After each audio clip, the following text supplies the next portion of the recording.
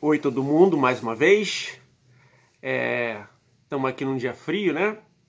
E vamos hoje tentar finalizar o capítulo 14 do livro do Roger Backhouse, A History of Modern Economic Analysis, uma história da análise econômica moderna, né?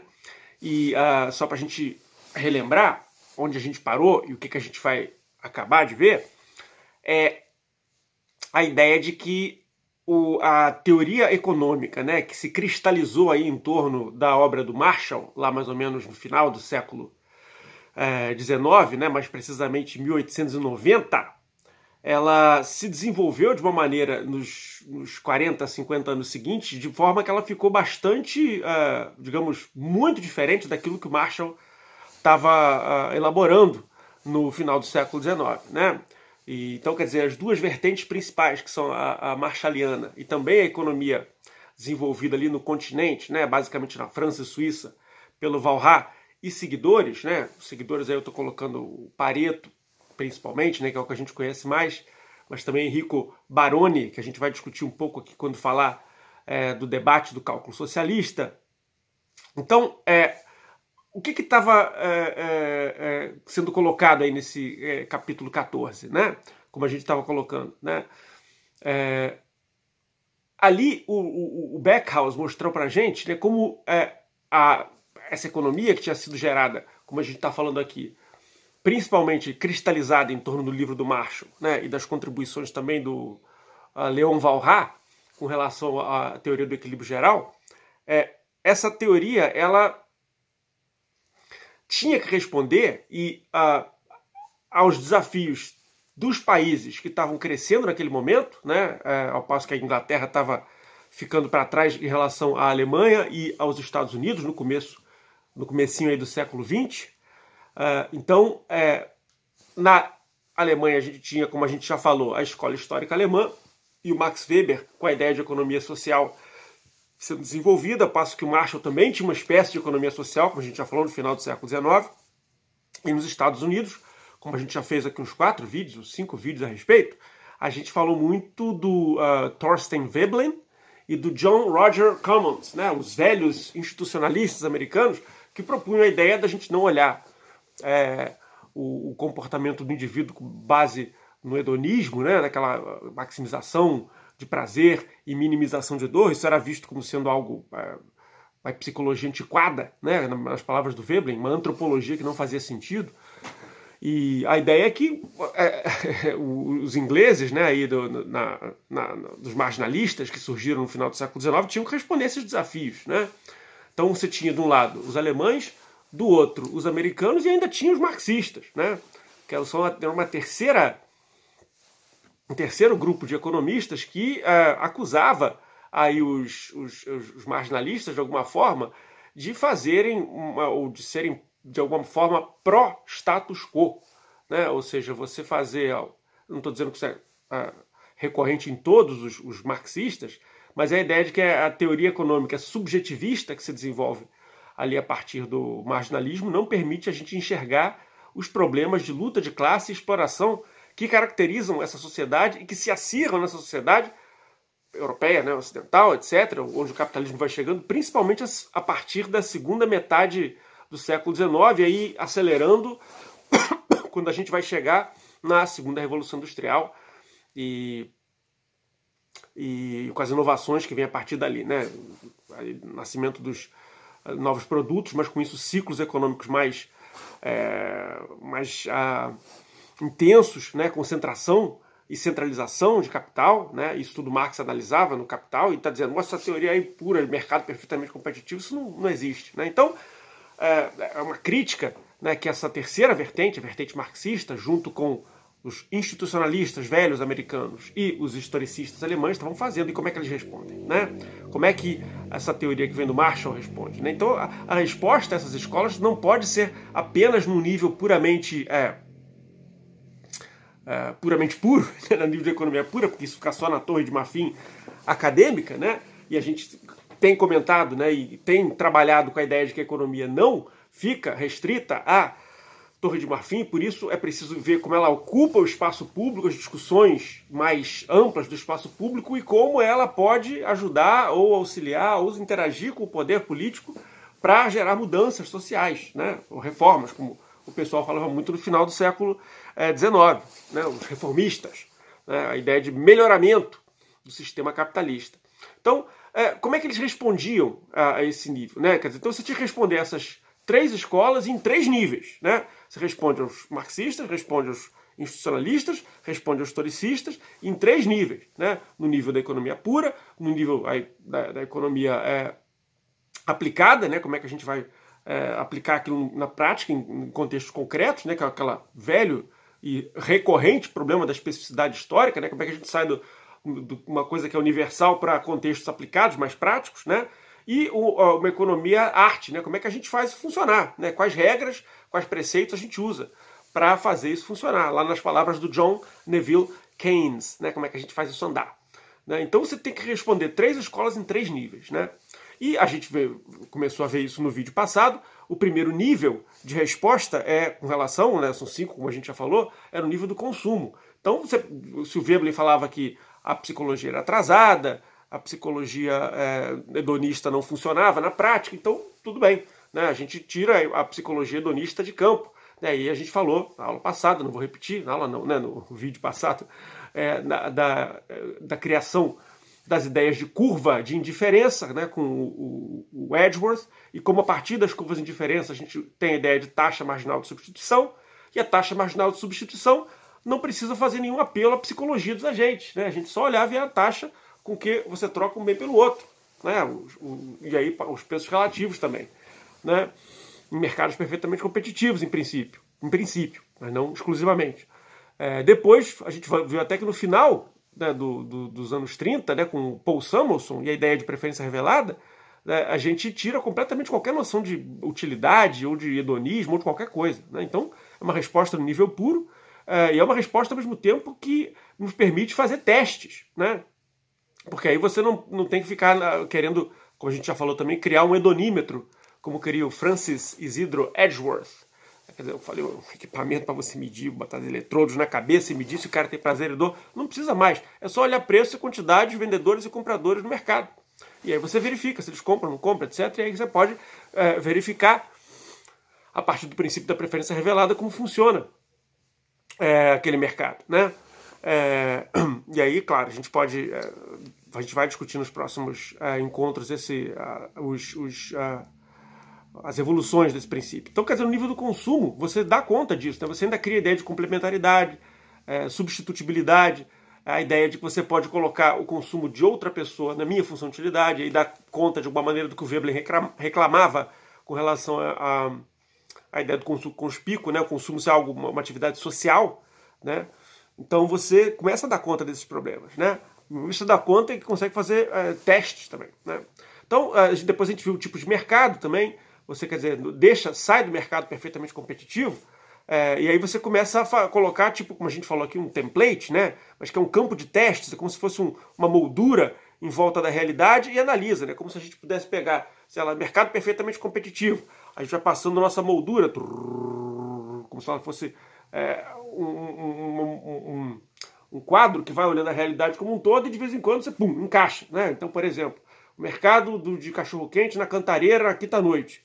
Como tem vários pequenos compradores, vários vendendo ao mesmo tempo, para muita gente, você fala, opa, isso aqui se aproxima do mercado competitivo, perfeitamente competitivo. Então, preço conhecido, todo mundo sabe onde fica todo mundo, informação próxima de perfeita, podemos aplicar nossa...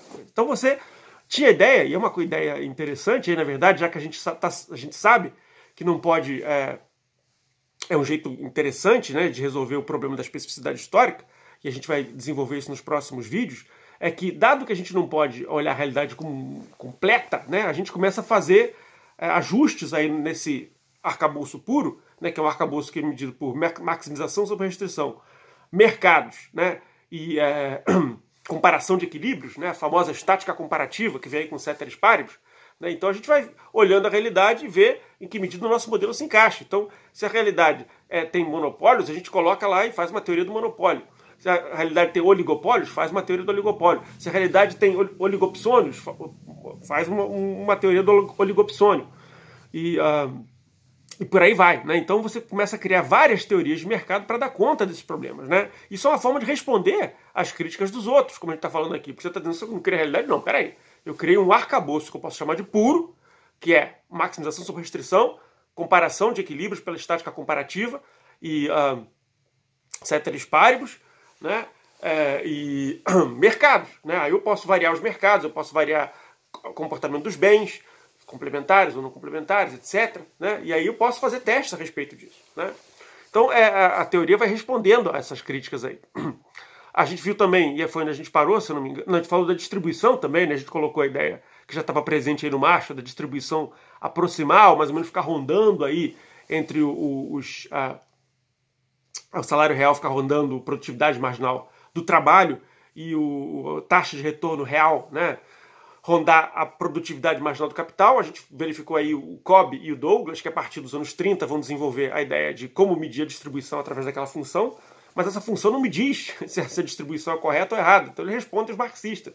Então, eu não estou dizendo que isso é bom ou é mal. Isso é, se eu partir do que os dados mostram diretamente para dizer o que deve ser, se isso aqui é algo explorador ou não é, eu estou cometendo a indeterminação de sênior, né? O sênior diz para não fazer isso, né? Quer dizer, a teoria pura me mostra coisas, mas, no entanto, ela não diz o que eu devo fazer, né? Então eu não devo dizer, por exemplo, que tal distribuição é ou não é justa. Isso é outra questão, outra história, né?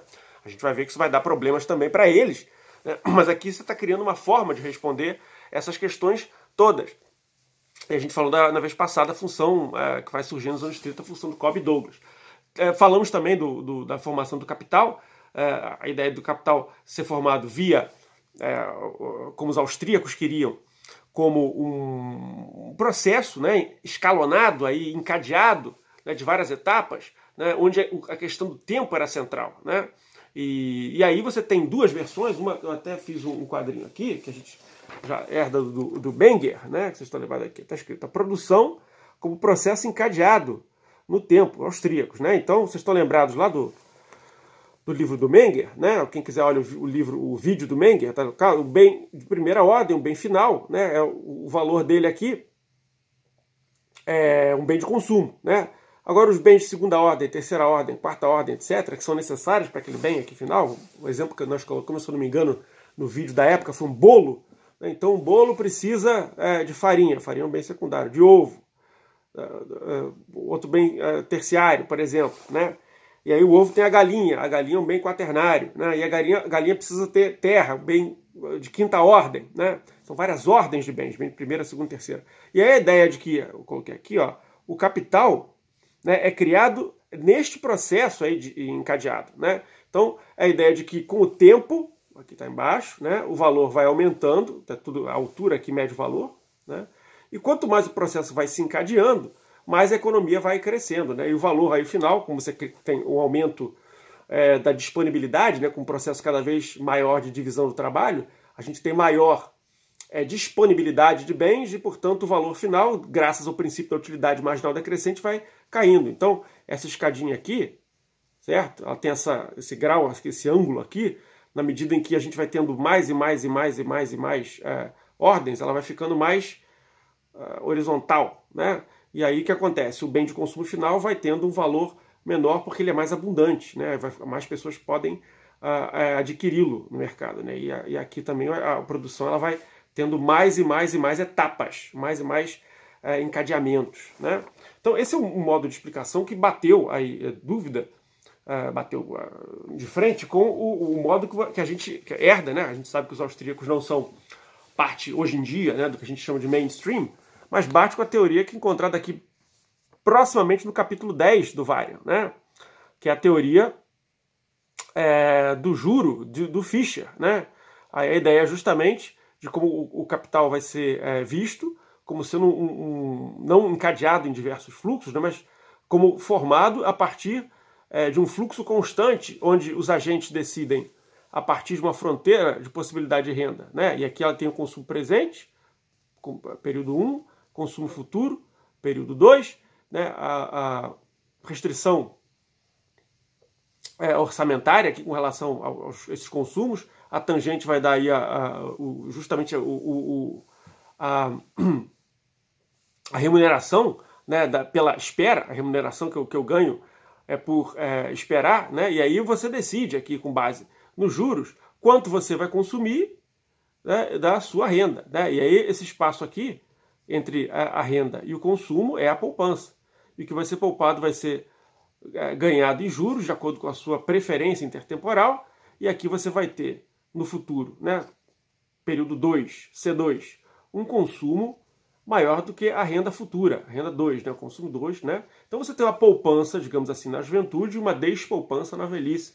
E essa poupança aí vai depender da inclinação dessa reta aqui, né? Então a ideia de que é uma ideia, como a gente já mencionou no último vídeo, que era bastante desprezada pelos marxistas, mas eles, nossos colegas aqui estão dizendo, olha, isso eu não estou excluindo necessariamente que você não possa ter exploração, né? Você dizer que para você montar capital você tem que ter uma espera, um consumo presente e futuro, você não quer dizer necessariamente que eu não possa estar obrigando alguém a esperar.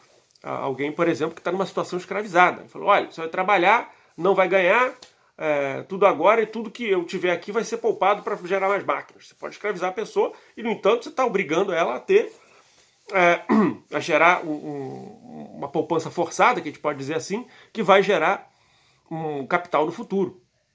É possível olhar isso da seguinte maneira, né? Então, quer dizer, isso aqui não exclui, o que eu estou querendo dizer é o seguinte, o mecanismo de olhar o tempo e a espera como sendo necessários, tanto num no outro, né?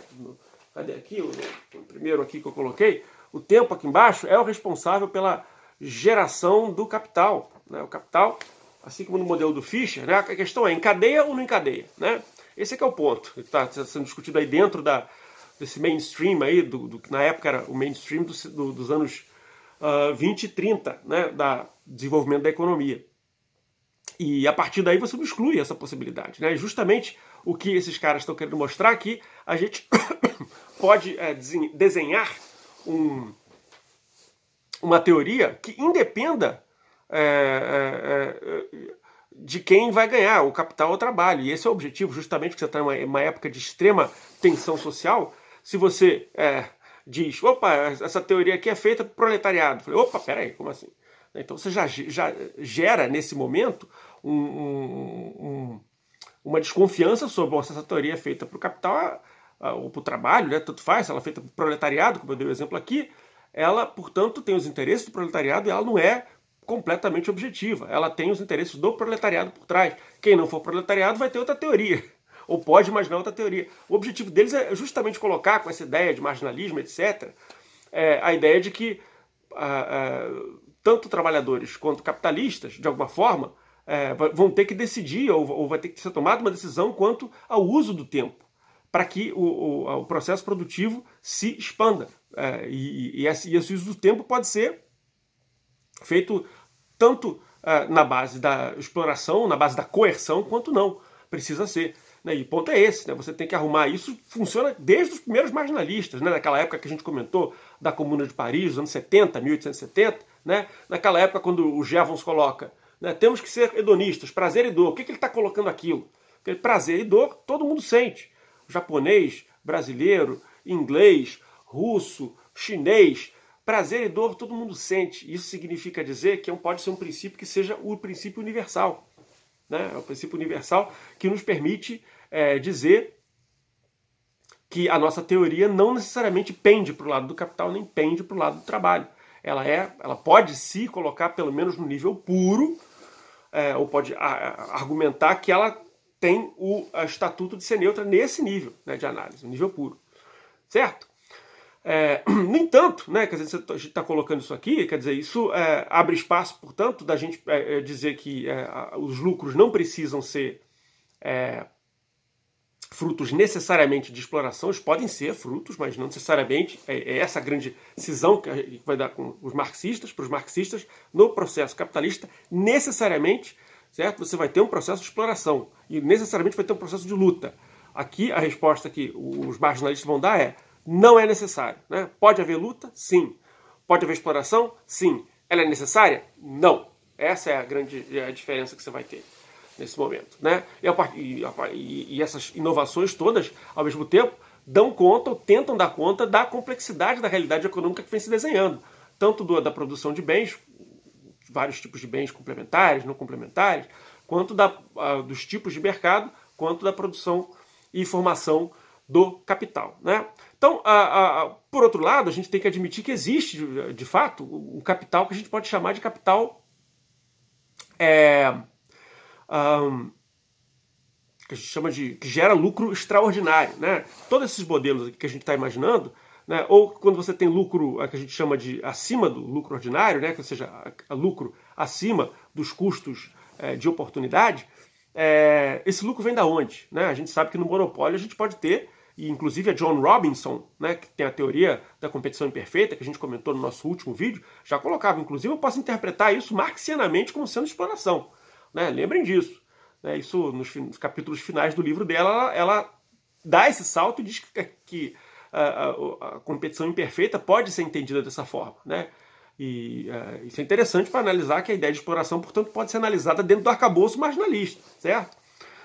Mas, no entanto, você tem a ideia de que lucros extraordinários não precisam também necessariamente vir da ideia de que você tem poder de monopólio e pode, portanto, talvez explorar.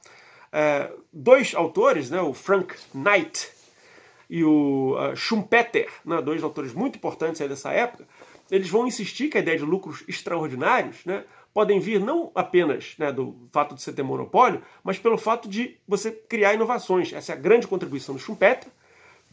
E com inovações, você consegue gerar economias de escala e a partir daí fazer, né, o que ele chama de... Né, que a gente pode hoje em dia, né, na verdade, eu não sei se a palavra foi usada por ele, mas essas inovações radicais, né, elas mudam todo o modo de produzir algum bem. Né? Por exemplo, a invenção dos telefones celulares nos anos 90. Né?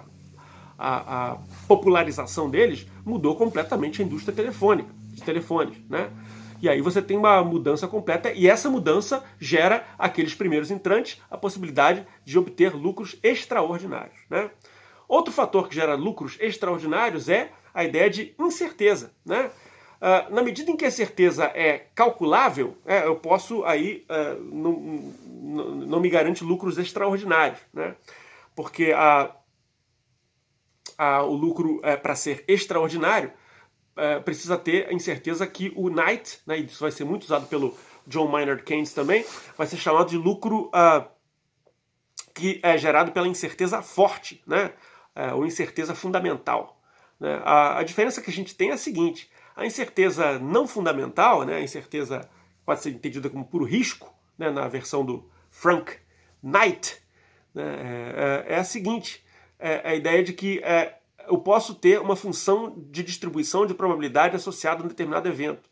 E se eu tenho uma função de distribuição de probabilidade, né, quer dizer, o futuro pode ser de alguma maneira calculável, e aí eu posso tomar minhas decisões com relação ao futuro de acordo com as minhas preferências, por risco ou aversão ao risco. Né? Então eu tenho uma curva de indiferença com relação ao risco, e a partir dessa curva de indiferença eu tomo a minha decisão. Né? Mas o Frank Knight fala, bom, isso aí não vai gerar lucro extraordinário, né? Isso aí vai obedecer simplesmente às preferências que os agentes têm. Para ter lucro extraordinário de fato, né, diz ele, eu preciso ter incerteza forte, ou seja, uma incerteza que não pode ser expressa, né, numa única função de distribuição de probabilidade. Né? Ou seja, eu posso imaginar um evento, né, e quem vai trabalhar muito com isso vai ser o John Maynard Keynes, que vocês vão estudar lá em PEC 4, no capítulo 12 da teoria geral dele, né? E vai tratar desses fatores como a incerteza fundamental. Vai se perguntar eventos como, sei lá, vamos colocar aí o preço do petróleo no Iraque em 2096, né? No ano 2096, agosto. Isso aí o Keynes vai sugerir, né, que a gente tem incerteza fortíssima, a gente nem sabe se as pessoas vão estar usando petróleo ainda daqui a tantos anos, né? Então, a ideia de incerteza forte vai possibilitar aqueles que acertam, né, por puro acaso, ganhar e obter lucros, por serem também os primeiros a entrar no mercado, gerando aquele... dentro daquela novidade, né, sem saber o que está acontecendo, gera lucros que estão acima dos lucros ordinários, né, são lucros extraordinários, portanto. E aí você tem uma explicação para a geração desses lucros extraordinários, né, pela geração de fortunas, que também não bate necessariamente na questão da exploração, né? Na exploração, portanto. Não tem exploração nesse caso, né? Então, só para a gente finalizar aqui nosso capítulo 14, que a gente acabou de colocar, então a explicação que a gente tem são essas 5 áreas, né? A área do consumo, a área dos tipos de mercado, monopólios, oligopólios, competição perfeita, competição imperfeita, produção e distribuição, né? A ideia do Cobb Douglas, formação do capital, e a gente mostrou aqui os dois, ia falar slides, mas são 2 papéis mesmo, né? Mostrando o tipo de produção encadeada dos austríacos, que debateu com o tipo de produção de escolha entre 2 períodos do Irving Fisher, né? E que a gente usa hoje em dia no Varian, né? E em quinto lugar, as inovações com relação a inovação e risco, né? E, no caso do Knight, é mais do que risco, é incerteza forte, né? Então, em 1939, a conclusão que o nosso Roger Backhouse faz é que a gente tem uma teoria muito diferente, né? Ele coloca basicamente a ideia de que mais ou menos em 39, a gente vai dizer que, respondendo aos marxistas e também aos institucionalistas, que o comportamento não depende de qualquer psicologia que tenha a ver com prazer e dor, né? Ele tem por base a escolha, né? E a gente vai ver os efeitos disso quando discutir o nosso Lionel Robbins, né? 2, né? Os equilíbrios de mercado são muito mais bem compreendidos agora, né? São vários tipos de equilíbrio, vários tipos de mercado, né? O terceiro fator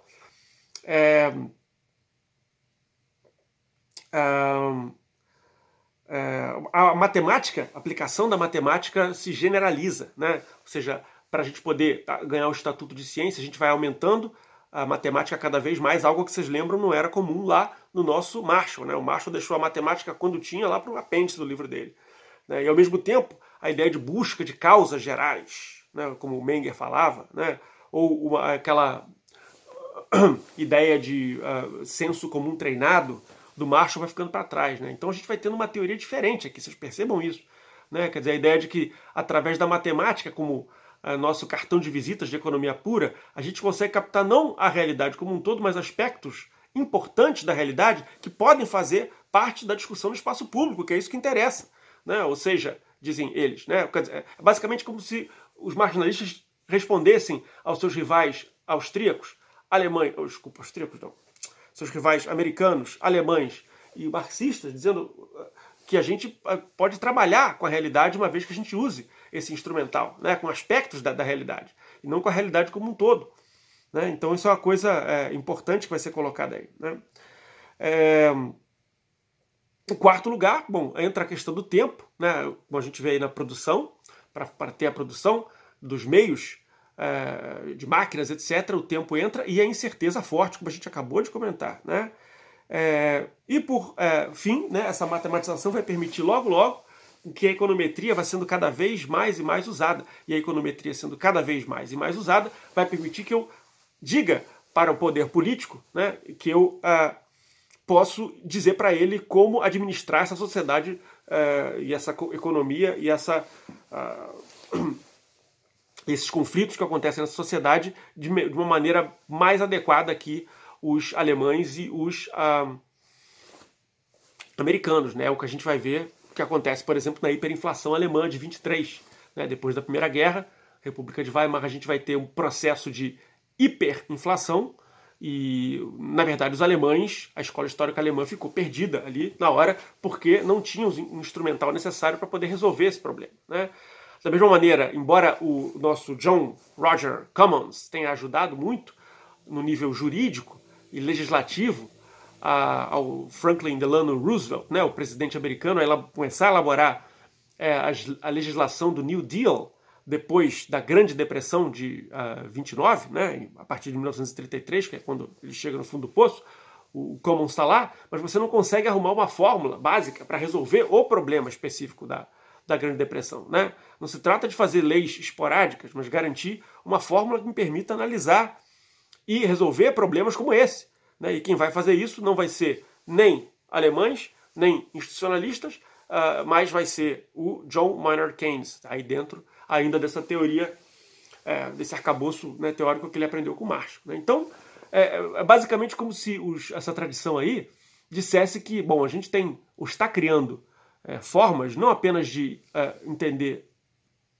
a economia como a gente falou aqui, um campo de testes, né, usar o mercado com agentes auto-interessados, maximizadores, para a gente comparar equilíbrios, como um campo de teste, mas estamos fazendo aí alterações, né, como se fosse aumenta e diminui o número de agentes que atuam, o número de mercadorias que atuam, complementaridade, não complementaridade, e pode entrar o tempo, né, e questões de exploração, isso tudo pode entrar ali. E a gente com isso dizem, né, na defesa que que essa tradição aí vai fazer junto aos seus rivais alemães, americanos e marxistas, que eles podem dar conta melhor dos problemas sociais que estão acontecendo do que esses rivais deles, né? Então tá certo. Então a gente vai parar aqui rapidamente, logo eu vou gravar o capítulo 15, né, para a gente entender aí, portanto, como é que é a dica que eles tentam dar para o legislador no espaço público, né? E aí é que a gente vai ver o capítulo 15, que se chama A Economia do Bem-Estar, como é que isso é feito, tá? Até daqui a pouco.